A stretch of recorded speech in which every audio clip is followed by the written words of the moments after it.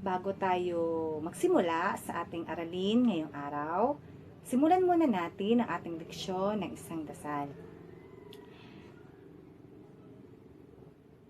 Ama, salamat sa isa na namang araw na ipinagkaloob niyo po sa amin. Nawa ay gabayan niyo po kami sa aming aralin ngayong araw at bigyan niyo po kami ng lakas at pag-unawa sa aming bagong talakayin. Bigyan niyo rin po kami ng proteksyon at ng aming pangangailangan sa bawat araw. Amen. Sa muli, mga bata, magandang araw. Kumusta kayong lahat? Mabuti naman at nasa mabuti kayong kalagayan. Sa muli, ako ang inyong guro na si Jacqueline Dano. At ngayon, sa araw na ito, bago tayo magsimula sa ating aralin, nais ko munang malaman kung meron bang lumiban sa ating klase. Mabuti naman at walang lumiban ngayong araw. Bago tayo magsimula sa ating bago na namang talakayin, ay balikan muna natin ang ating napag-aralan kahapon. Ano nga ulit ang leksyon natin kahapon? Magaling! Ito ay tungkol sa mga iba't ibang kagamitan sa paghahalaman. Sige nga, subukin nga natin ang inyong mga galing sa inyong napag-aralan kahapon. Meron akong ipapakita sa inyo mga larawan. Ito ay kaugnay sa ating napag-aralan kahapon. At nais ko na pangalanan ninyo ang mga ipapakita kong mga larawan. Handa na ba kayo? Sige, simulan natin. Sa unang larawan, ano ang inyong nakikita? Ano ang pangalan sa larawan na ito? Tama kayo. Ito ay pala. Sa pangalawang larawan naman, ano naman ito? Tama, ito ay asarol. Sa susunod na larawan, ano naman ito? Tama na naman kayo, ito ay dulos. Sa susunod na larawan, ano naman ang pangalan nito? Tama, ito ay kalaykay.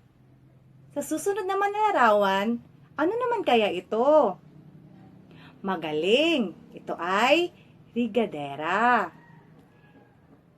Sa susunod na larawan, ano ito? Tama na naman kayo. Ito ay biko. Ano naman ang larawang ito? Tama. Ang tawag sa larawang ito ay itak. At ang panguli, ano naman kaya ito? Mahusay. Ito ay tulos at pisi. Magaling mga bata. Bigyan natin ang ating mga sarili ng 3 palakpak. Mahusay at marami kayong natutunan kahapon. At ngayon naman, para sa ating bagong talakayin, kumanta muna tayo. Alam nyo ba, ang kantang Magtanim ay hindi biro? Mabuti naman at alam niyo ang katang ito. Sa hindi alam ang katang ito, sumabay na lang kayo. Handa na ba ang lahat? Sige, sabayan ninyo ako sa pagkanta.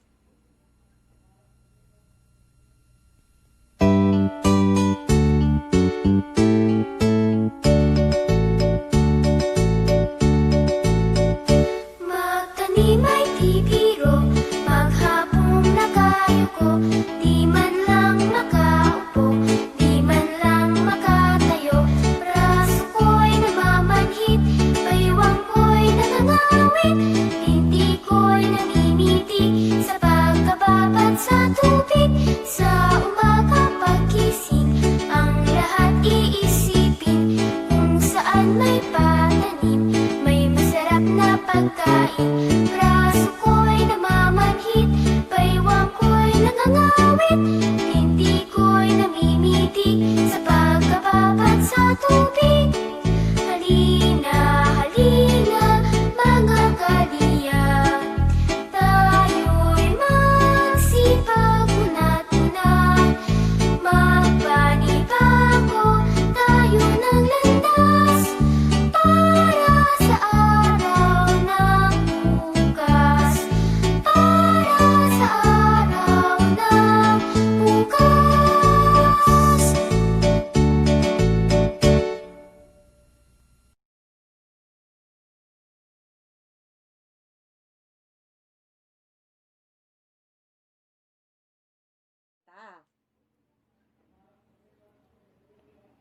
Magaling mga bata! Bigyan natin ang ating mga sarili ng tatlong malalakas na palakpak at tatlong magaling na pagbati.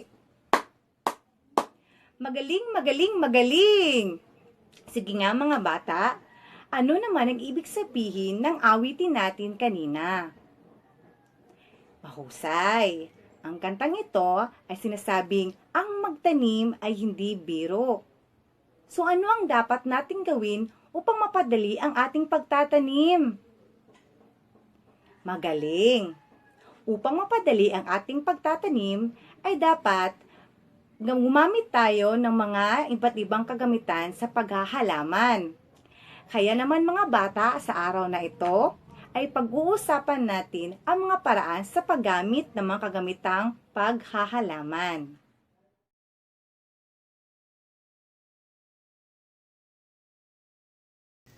Napakagaling mga bata! Ako naman ang inyong guro na si Kathleen Bernadette de la Serna.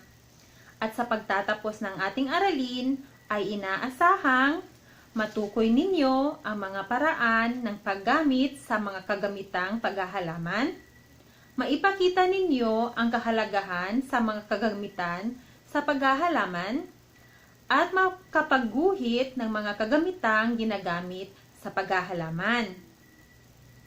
Kanina, sa kantang Ang Magtanim ay Di Biro, nalaman natin na talaga namang napakahirap ng pagtatanim lalo na kung walang mga kagamitan para dito. Kaya naman, ako ay may inihandang isang kwento. Ito ay tungkol kay Mang Dante, isang hardinero. Subalit mga bata, hindi ko pa ito natatapos. Kaya naman ay kinakailangan ko ang inyong tulong upang matapos ang kwento. Ang inyong gagawin ay tukuyin ang tamang kagamitan sa paghahalaman na kinakailangan ni Mang Dante at kung paano niya ito gagamitin. Payag ba kayo? Magaling! Heto ang inyong pagpipilian. Ang pala, asarol, dulos, kalaykay, regadera, piko, itak, tulos at pisi. Handa na ba kayo? Sige, simulan na natin ang kwento. Kilalanin natin ang isang taong maparaan ngayong panahon ng pandemya. Ang pangalan niya muli ay si Mang Dante. Mahilig siyang magtanim. Kaya naman, naisipan niyang paramihin ang kanyang halamang ornamental para ipamili ito sa merkado. Isang umaga, dala-dala ang kanyang mga kagamitan sa paghahalaman, ay nakahanap siya ng isang magandang espasyo para pagtaniman. Ang lupa ay nakapaloob sa kanyang bakuran. Ito'y magandang pagtaniman sapagkat nasisikatan ito ng araw umaga hanggang hapon. Talaga namang magugustuhan ito ng mga halaman.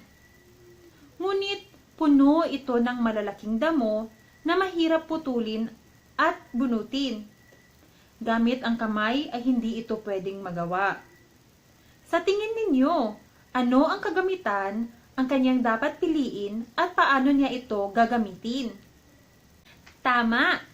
Ang itak ay ginagamit na pamutol sa mga sanga at puno na malalaking halaman. Kaya naman ay kinuha niya ang kanyang itak at pinutol ang sanga ng malalaking damo at itinabi ang mga ito. Pagkatapos ng unang hakbang ay naaninag ni Mang Dante ng maayos ang lupang pagtataniman.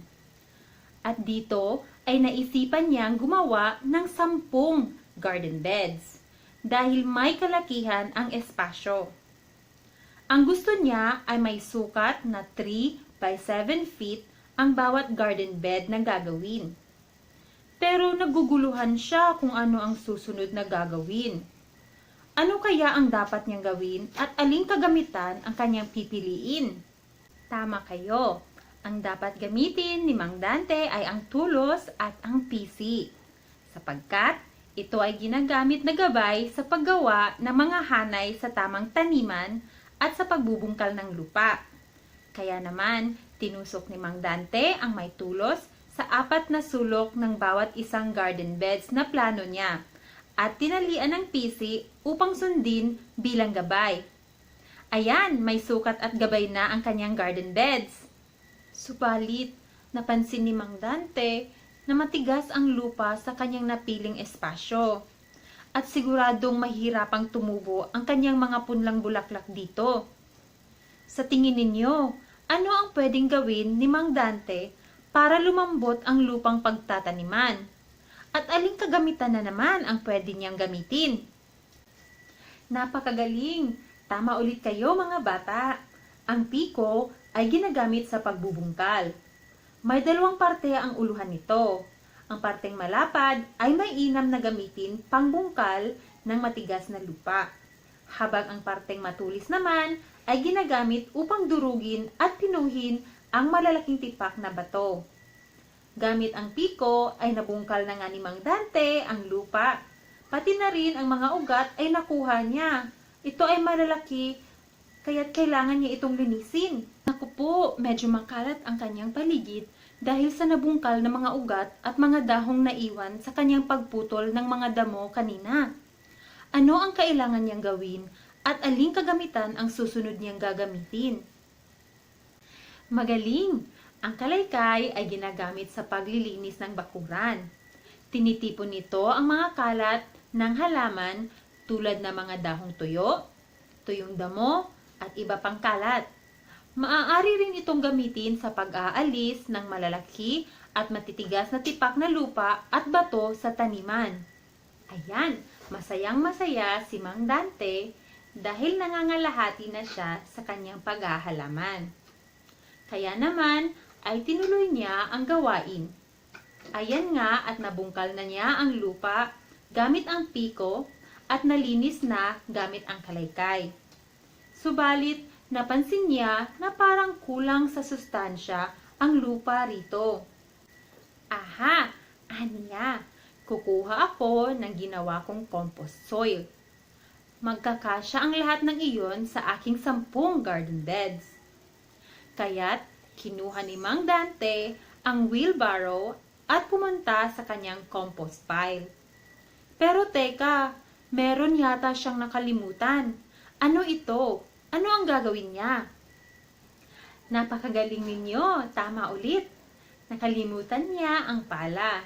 Di ba nga ang pala, sabi ninyo, ay ginagamit sa paglilipat ng lupa. Ginagamit din ito sa paghuhukay ng butas o kanal sa lupa at pag-aayos sa lupang pagtataniman. Kaya naman, gamit ang pala, ay naghakot si Mang Dante ng compost soil at ipinatong sa kanyang 10 garden beds. Teka, sabi niya, kailangan kong ihalo ng mabuti at bungkalin pa ng maigi ang lupa. Anong kagamitan meron ako na pwede kong gamitin? Ano sa tingin niyo mga bata? Tama! Gamit ang asarol ay pwedeng bungkalin ulit ni Mang Dante ang lupa upang ito ay maging mabuhaghag at mahalo ng maayos ang kanyang compost soil at garden soil. Napakagaling ang husay-husay talaga ninyo mga bata. Handa na ang lupang pagtataniman ni Mang Dante. Ano na lang ang kulang? Tama, ang mga punla ng mga bulaklak. Inihanda ni Mang Dante ang mga punla sa kanyang tanim na merong sunflower, rosas, at iba pang mga halamang ornamental na bulaklakin. Ayan nga at nakahanda na ang mga tanim. Ngunit paano niya ito itatanim? At aling sa 2 naiwang kagamitan ang pwede niyang kunin? Magaling! Ang dulos. Dahil nga ang dulos ay ginagamit sa pagbubungkal ng lupa sa paligid ng halaman at hindi lang iyon. Mahusay rin itong gamitin sa paglilipat ng mga punla.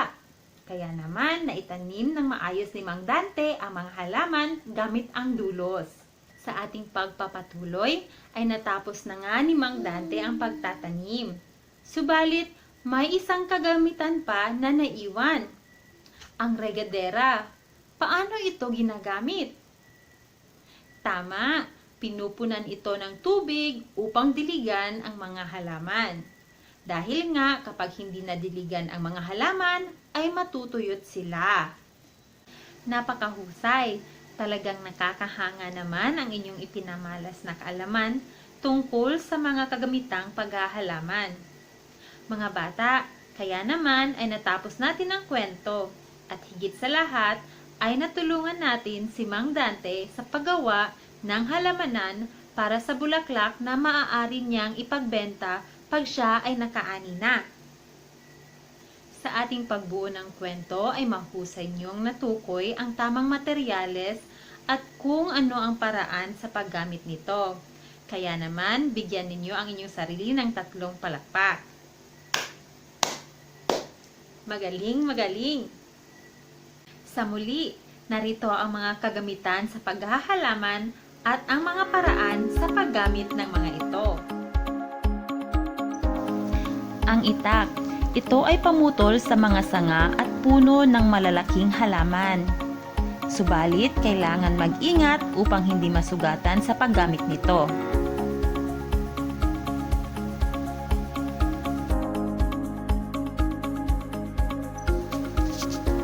Ang tulos at pisi. Ang mga ito ay ginagamit na gabay sa paggawa ng mga hanay sa tamang taniman sa pagbubungkal ng lupa.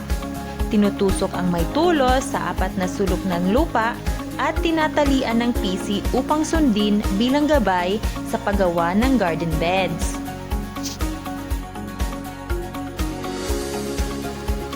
Ang piko, ito ay mainam na panghukay sa matigas na lupa.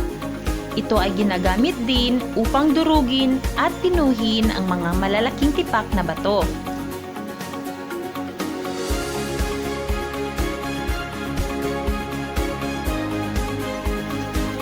Ang kalaykay naman, ginagamit ito sa paglilinis ng bakuran. Tinitipon nito ang mga kalat sa halaman tulad ng mga dahong tuyo, tuyong damo, at iba pang kalat. Maaari din itong gamitin sa pag-aalis ng malalaki at matatigas na tipak ng lupa at bato sa taniman.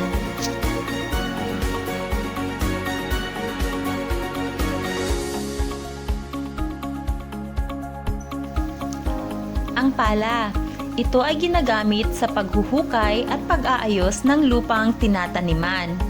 Maaari rin itong gamitin sa paghalo ng lupa at dumi ng mga hayop. Samantala, ginagamit din ito sa paglilipat ng lupa.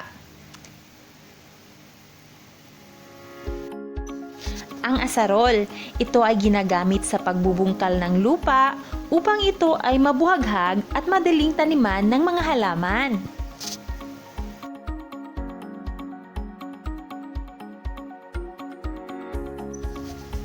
Ang dulos, ito ay ginagamit sa pagbubungkal ng lupa sa paligid ng halaman.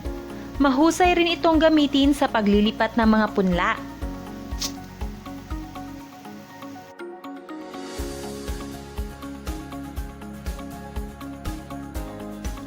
At ang panghuli, ang regadera. Ito'y may mahabang lagusan ng tubig na may maliit na butas sa dulo. Ito ay nilalagyan ng tubig upang gamitin sa pagdidilig ng mga halaman.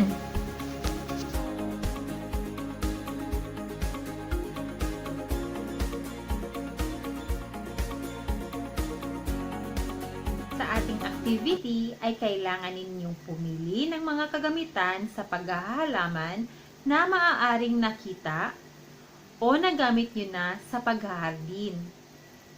Sa isang white short bond paper ay kailangan niyong maisalarawan ang tamang paraan sa paggamit ng inyong napiling kagamitan sa pamamagitan ng pagguhit. Habang sa ibabang parte ng inyong gawa ay kailangan ninyong isulat ang tamang paraan sa pagtago ng inyong napiling kagamitan. Bibigyan ko kayo ng 10 minuto upang matapos ang inyong iginuhit na larawan. Tapos na ba mga bata? Mahusay! Ngayon ay tignan natin ang isang gawain ng inyong kaklase.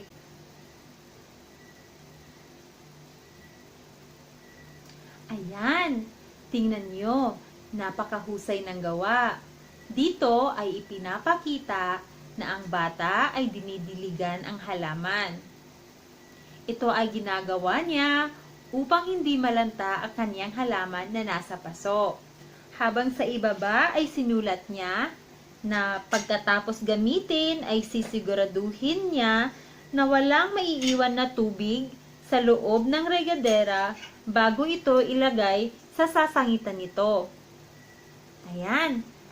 Ngayon, lahat kayo ipasa ang inyong gawain at bukas ay atin itong babalikan para inyong ipresenta sa ating klase.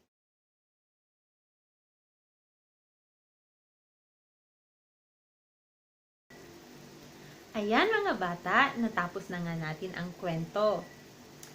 Subalit, ano kaya sa tingin ninyo ang pwedeng maging aral na pwede nating mapulot sa kwentong ating nabuo? Napakahusay, maliban sa napapabilis nito ang gawaing paghahalaman, ay kinakailangan ring linisin ang mga kagamitan. Gaya na lamang ng pala, ito ay may lupa, kaya't kailangan tanggalin ang lupa rito at pagkatapos ay ilagay ito sa lugar na hindi ito nababasa upang hindi ito kalawangin at maaari itong gamitin sa susunod na paghahardin. Napakahalaga na malaman natin ang mga iba't ibang materyales at kung paano ito gagamitin upang mas mapadali at mapabilis ang mga gawain sa paghahalaman. Ngayon mga bata, kumuha kayo ng isang pirasong papel. Sagutan ninyo ang mga katanungan na aking ipapakita. Ngayon, basahin mo muna natin ang panuto. Punan ang mga patlang ng tamang kagamitan sa paghahalaman. Bibigyan ko lamang kayo ng 5 minuto para sagutin ito. Tapos na ba mga bata? Ipasa na ang inyong mga papel sa harapan kung tapos na. At ngayon naman, sasagutan na natin ang mga tanong. Unang tanong. Ito ay ginagamit sa pagbubungkal ng lupa. Ano ito? Asarol. Asarol, tama. Pangalawa, ito ay ginagamit sa paglilipat ng punla, pagtanggal ng damo at pagpapaluwag ng lupa sa paligid ng halaman. Tulos, ma'am. Tulos, tama. Pangatlo, ito ay ginagamit para pandilig sa mga halaman. Regadera, tama. Magaling. Pang-apat, ito ay kagamitan sa paghahalaman na ginagamit sa paghuhukay at paglilipat ng lupa. Pala. Pala, tama. Panglima, ito ay ginagamit sa pagpapantay ng lupa at paghihiwalay ng bato sa lupa. Kalaykay. Kalaykay, tama, magaling. Ngayon, sino ang nakakuha ng 5 puntos? Magaling! Lahat ay nakakuha ng 5 puntos. Bigyan natin ng 3 bagsak ang ating mga sarili. Para sa inyong takdang aralin, magtala ng 5 o higit pang mabuting dulot sa pag-aalaga ng mga hayop. Naiintindihan ba mga bata? Opo. Ngayon, magpaalam na tayo. Paalam mga bata. Paalam